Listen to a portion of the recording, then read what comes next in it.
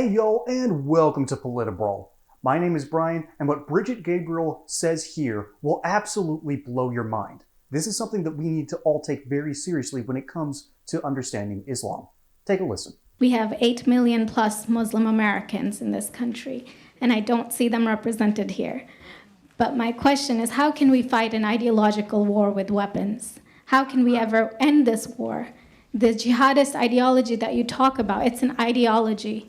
How can you ever win this thing if you don't address it ideologically? What I find so amazing is since the beginning of this panel, which we are here about Benghazi attack against our people, not one person mentioned Muslims. We are here against Islam, or we're launching war against Muslims. We are here to discuss how 4 Americans died and what our government is doing. We were not here to bash Muslims. You were the one who brought up the issue about most Muslims, not us. And since you brought it up, allow me to elaborate with my answer. There are 1.2 billion Muslims in the world today. Of course, not all of them are radicals. The majority of them are peaceful people. Yep. The radicals are estimated to be between 15 to 25%, according to all intelligence services around the world. And it's dropping. That leaves 75% of them peaceful people. But when you look at 15 to 25% of the world Muslim population, you're looking at 180 million to 300 million people dedicated to the destruction of Western civilization. That is as big of the United States. So why should we worry about the radicals, 15 to 25%? Because it is the radicals that kill. Because it is the radicals that behead and massacre. When you look throughout history, when you look at all the lessons of history, most Germans were peaceful. Yet the Nazis drove the agenda. And as a result, 60 million people died. Almost 14 million in concentration camps. 6 million were Jews. The peaceful majority were irrelevant. On September 11th in the United States, we had 2.3 million Arab Muslims living in the United States.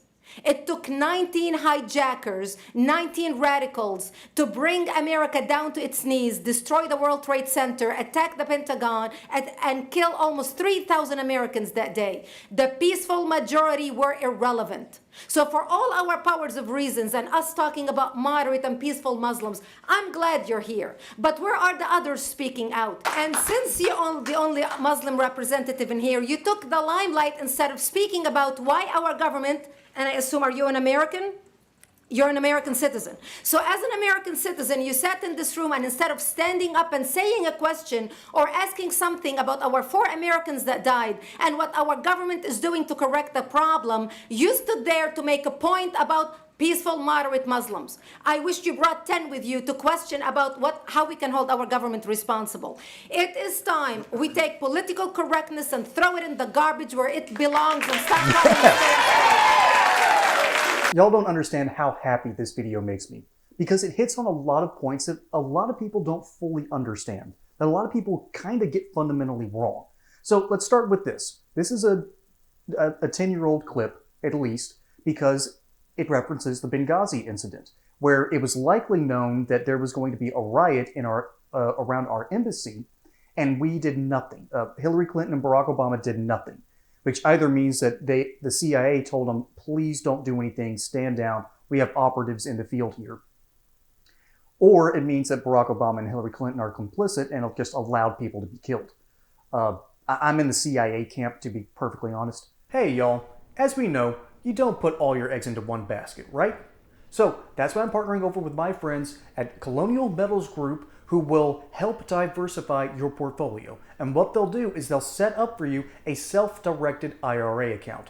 You'll have direct access to your assets. You'll be able to see what all's going on, and it doesn't matter what the stock market does or what often happens, what the government does, your assets will be protected. So let the team of experts over at Colonial Metals Group help secure your account and your family's future today. There's a link in the description below. Oh, and by the way, if you don't like that, there's a 1-800 number you can call. And most importantly though, is the kicker. They'll throw in a safe and possibly up to $10,000 in US silver to help you get things started. Now, back to regularly scheduled programming. So, that's what happened with Benghazi. That sparked this debate. But it also sparked a new one when a Muslim lady popped her head up and said, Well, we need to talk about the moderates. We need to talk about the good Muslims that aren't terrorists. That's not the problem. The problem is Wahhabism. What that has done to Islam has warped it to the point where it is just incapable of working with the West. We are seeing this with immigrant populations all throughout the Western world. Now, there's something, however, that runs concurrent to that, parallel to this track. The Muslim kids aren't radical. They're not. There's actually polling, internal polling, that shows that the kids in Iran, the youth under the age of 30, do not like their version of Islam. As a matter of fact, they don't like religion at all.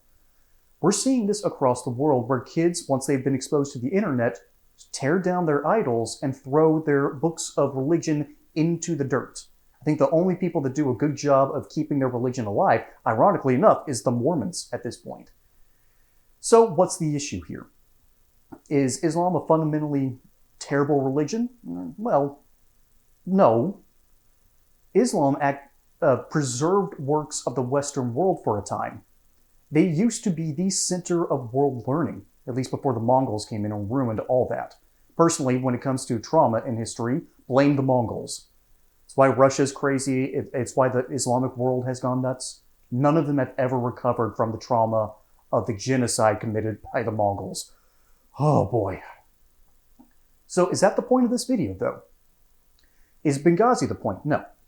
The point is to understand that people, for the most part, aren't that evil. I mean, fundamentally, we are all fallen. Right? I believe in the concept of original sin.